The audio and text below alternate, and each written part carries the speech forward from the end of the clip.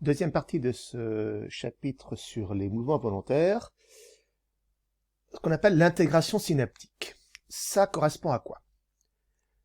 Vous avez vu dans le premier chapitre le réflexe myotatique. Vous avez aussi travaillé sur un exercice en DM, au moins une partie d'entre vous, sur la notion d'inhibition antagoniste. Qu'est-ce qui se passe? Là, vous avez donc, dans le cadre du réflexe myotatique, ici une percussion du tendon. Ce muscle-là va s'étendre, en réponse, un message sensitif va partir sur ce neurone sensitif qui est là, et rentrer dans la moelle épinière.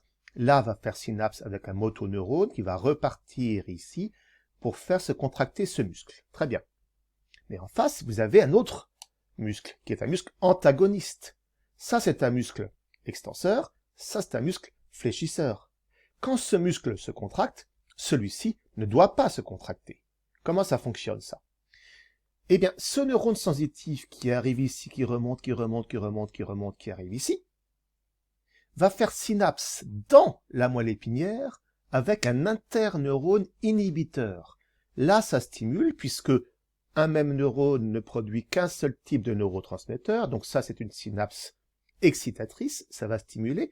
Là, j'ai aussi une synapse excitatrice, mais ce petit interneurone qui est là, entièrement dans la moelle épinière, va inhiber ici le motoneurone qui part vers le muscle antagoniste. Ça veut dire que ici, aucun message nerveux ne pourra circuler. Comment est-ce que ça peut stimuler ici, ça peut inhiber ici? Eh bien, c'est ce qu'on va voir ici.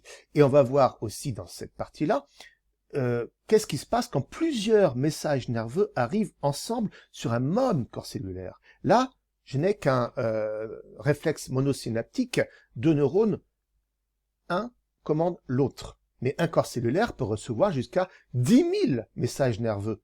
Comment fait-il pour additionner, pour sommer, pour intégrer tout ça?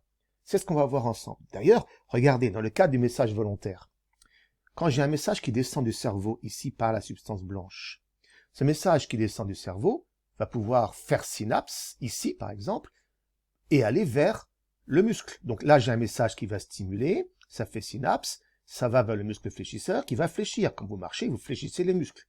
Mais ce corps cellulaire qui est là va aussi recevoir des messages de cet interneurone inhibiteur. Donc ce corps cellulaire qui est là reçoit deux messages nerveux. Comment est-ce qu'il va faire pour traiter ces deux messages nerveux?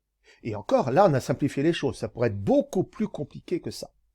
Donc il va falloir qu'on comprenne comment ça fonctionne. Bien. Comment ça fonctionne? Alors, regardez ici. Vous avez un neurone, un corps cellulaire de neurones. Et puis, on a fait arriver sur ce corps cellulaire de neurones plein de messages nerveux. Un circulant sur cet axone qui est là, un sur celui-ci, un sur celui-ci, un sur celui-ci. On va faire arriver plusieurs types de messages nerveux. Quand un message nerveux arrive ici sur le neurone A, là, je regarde ce qui se passe ici, juste ici, là, en face. Eh bien, ce message qui arrive ici dans le neurone A va provoquer une dépolarisation du corps cellulaire qui est ici.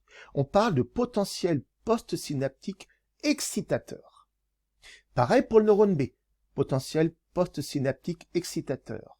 Pareil pour le neurone C, potentiel postsynaptique excitateur. Par contre, pour le neurone D, vous voyez qu'on n'a pas une dépolarisation, on a une hyperpolarisation. Potentiel postsynaptique inhibiteur. En fonction du type de neurotransmetteur qui va être libéré dans l'espace synaptique, ça va provoquer sur le neurone postsynaptique soit une dépolarisation, quand des ions positifs vont rentrer, soit une hyperpolarisation, quand ce sont des ions négatifs qui vont rentrer. D'accord? Donc je peux avoir des synapses excitatrices ou des synapses inhibitrices. Il peut se former ce qu'on appelle des potentiels postsynaptiques excitateurs ou des potentiels postsynaptiques inhibiteurs, PPSE, PPSI. Ces potentiels postsynaptiques se forment ici, d'accord, au niveau de la membrane postsynaptique. Les potentiels postsynaptiques vont se déplacer dans le corps cellulaire. Ils vont tous arriver ici, là où s'implante l'axone du neurone moteur. Et là, je vais avoir une addition, une sommation, une intégration de l'ensemble des potentiels postsynaptiques. Regardez, quand je stimule A, B et C, les trois vont s'additionner et alors un message nerveux va se former. Pourquoi est-ce qu'un message nerveux va se former ici? Parce que je vais dépasser le seuil qui est là, à partir duquel les potentiels d'action pourront se former. Par contre, si je stimule ABCD, D, potentiel postsynaptique inhibiteur, A plus B plus C plus D. Les quatre s'additionnent et vous voyez que j'ai un potentiel somme qui est là, qui va être inférieur au seuil à partir duquel, eh bien, un potentiel d'action va pouvoir naître. Ok? Donc voilà ce que c'est que l'intégration. Quand j'ai plusieurs messages nerveux qui arrivent sur un même corps cellulaire, chacun de ces messages nerveux va déclencher la formation d'un potentiel postsynaptique qui pourra être excitateur ou inhibiteur en fonction du neurotransmetteur. Tous ces potentiels postsynaptiques vont se déplacer en s'amortissant jusqu'au cône d'implantation qui est là, vont s'additionner. Si la somme de l'ensemble de ces potentiels postsynaptiques est supérieure à un seuil, alors un message nerveux pourra naître. Et la fréquence des potentiels d'action qui va naître sur le message nerveux sera fonction de l'amplitude de la somme des potentiels postsynaptiques. Ça fait beaucoup de choses, donc arrêtez la vidéo, regardez-la de nouveau, prenez des notes, c'est pas très dur à comprendre, mais il faut avoir les mots justes. D'accord? Donc, sommation de l'ensemble des potentiels postsynaptiques, si la somme est supérieure au seuil, alors pourra naître un message nerveux qui circulera sur le neurone moteur sans s'amortir. La fréquence des potentiels d'action constitutifs de ce message nerveux sera fonction de l'amplitude de la somme des potentiels postsynaptiques. Là, j'ai une sommation qu'on appelle spatiale, puisque c'est une sommation des potentiels postsynaptiques de neurones qui sont localisés à différents endroits dans l'espace. Sommation spatiale, regardez ici. Même exemple. J'ai 1, 2, 3, 4, 5 neurones. 1, 2, neurones excitateurs. Je vais mettre mes électrodes ici. Voilà. Je vais stimuler, je démarre. Hop là. Vous voyez, ici, j'ai un potentiel postsynaptique qui se ferme. Maintenant, je vais rajouter un neurone. Regardez ici l'amplitude. Hop là. Là, j'ai un message nerveux qui est né. Pourquoi? Parce que quand je n'ai que 2 neurones qui vont ici s'additionner, eh bien, je vais en prendre qu'un même. Tiens, regardez. Voilà, un seul neurone. Hop là. Toute petite dépolarisation, mais pas de potentiel, mais si je me mets ici, regardez, aucun message nerveux, aucun potentiel d'action. Je reviens ici maintenant. Potentiel postsynaptique excitateur. Je rajoute ce neurone qui est là. Regardez l'amplitude. Plus élevé. J'ai eu sommation du potentiel postsynaptique qui s'est généré ici et qui s'est généré ici. Mais même si j'ai 2 potentiels postsynaptiques, si je déplace ici mes électrodes et que je démarre, je n'ai pas de message nerveux. Parce que, eh bien, le potentiel postsynaptique somme, ici, n'a pas atteint le seuil à partir duquel un potentiel d'action peut se former. Je rajoute un 3e neurone. Je démarre. Hop là. Et là, je vais avoir un potentiel d'action et là, mon muscle va se contracter. Vous voyez, j'enregistre un potentiel d'action. Pourquoi? Parce que la somme des 3 potentiels postsynaptiques excitateurs ici a atteint le seuil à partir duquel un potentiel d'action peut naître. Si je rajoute maintenant un 4e neurone, mais un neurone inhibiteur, comme ceci, je vous donnerai l'adresse de ce logiciel à télécharger éventuellement. Donc je rajoute mon 4e neurone et je démarre. Et là, il n'y a pas de message. Parce que la somme de ces 3 neurones qui génèrent 3 potentiels postsynaptiques excitateurs, plus de ce neurone qui génère un potentiel postsynaptique inhibiteur, excusez-moi, aboutit à un potentiel qui n'atteint pas le seuil à partir duquel, eh bien, un message peut naître. D'accord? J'ai ici une sommation spatiale, sommation de l'ensemble des informations qui arrivent sur le corps cellulaire du motoneurone. La sommation peut aussi être temporelle. Ça veut dire quoi? Si j'additionne, si je stimule en même temps un seul neurone, le A, une fois, 2 fois, 3 fois, de manière très rapprochée dans le temps. Imaginez que là c'est A, que là aussi c'est A, que là aussi c'est A. Donc j'imagine le même motoneurone, je le stimule 3 fois de suite. Eh bien, le potentiel postsynaptique issu de la première stimulation va s'additionner au potentiel postsynaptique issu de la 2e stimulation, va s'additionner au potentiel postsynaptique issu de la 3e stimulation. Les 3 vont s'additionner. J'ai une sommation qui n'est plus une sommation spatiale, mais une sommation temporelle. C'est une addition des 3 dans le temps. D'accord? Je répète que j'ai bien additionné ici mes 3 neurones, je corrige, d'accord, qui sont les 3 neurones A. Je stimule 3 fois le neurone A. 1, 2, 3.